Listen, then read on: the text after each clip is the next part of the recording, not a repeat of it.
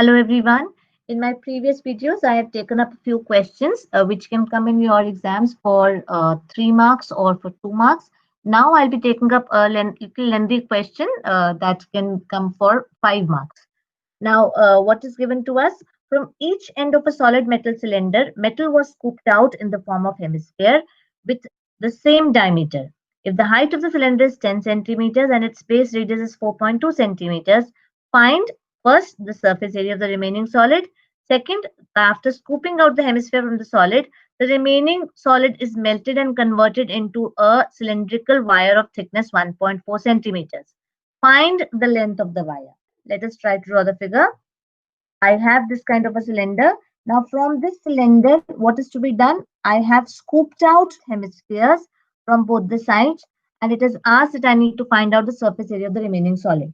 Now to find out the surface area of the remaining solid, what do? I know that once the hemispheres have been scooped out, what will be left? We'll be left with the curved surface area of the cylinder. Now, after scooping out these depressions, the area of the curved surface area of the hemisphere is going to be added on the top and at the bottom. Generally, the mistake made is that while scooping out, whenever we want to take out the volumes, we will subtract the volumes of the body that has been taken out. But in case we are finding out the surface area, remember that the curved surface area will be added in case we take out when we scoop out the hemispheres. First of all, let us see what all is given.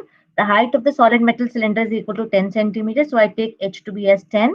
Now the radius of the cylinder is equal to how much? Radius of the cylinder is 4.2 centimeters. If R is 4.2 for the cylinder, the hemispheres have the same radius. So I can take that the radius of the hemispheres is also equal to 4.2 centimeters. Now what is the surface area of the complete solid?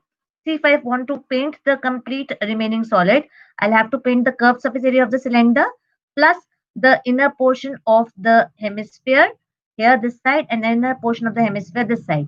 So the total surface area to be painted will be equal to the curved surface area of the cylinder plus the curved surface area of the hemisphere and the curved surface area of the second hemisphere. So the total surface area of this solid that is going to be remaining will be equal to the curved surface area of the cylinder plus the curved surface area of two hemispheres. Curved surface area of the cylinder means 2 pi RH plus curved surface area of two hemispheres means twice the curved surface area of one hemisphere, which is equal to twice of 2 pi r square.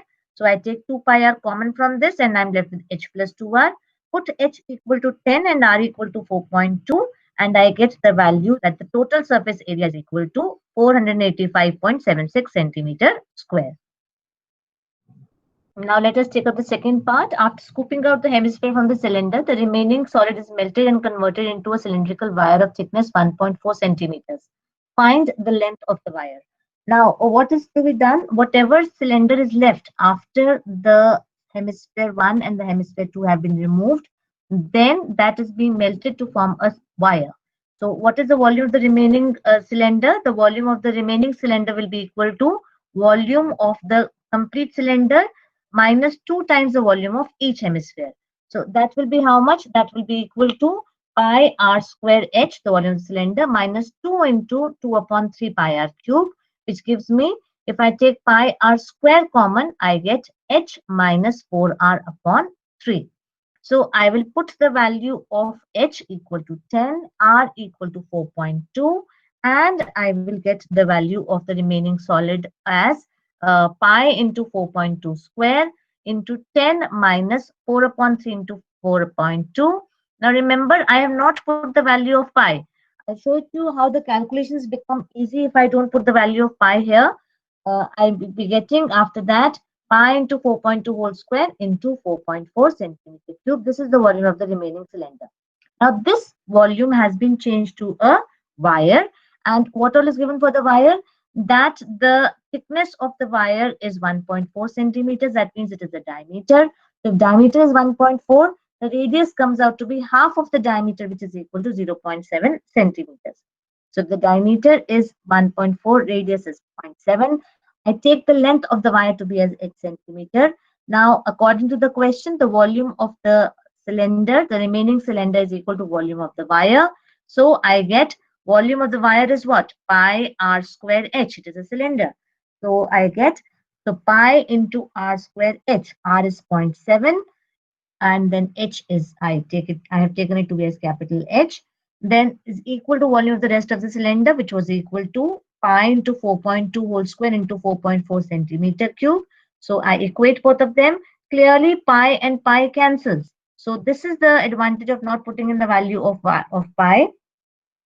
I get that zero point 0.7 into zero point 0.7. I take it to this side. I get H is equal to 4.2 into 4.2 into 4.4 divided by zero point 0.7 into zero point 0.7, which comes out to be 158.4 centimeters. So the length of the wire is 158.4 centimeters. So I hope this question is clear to you. Thank you so much.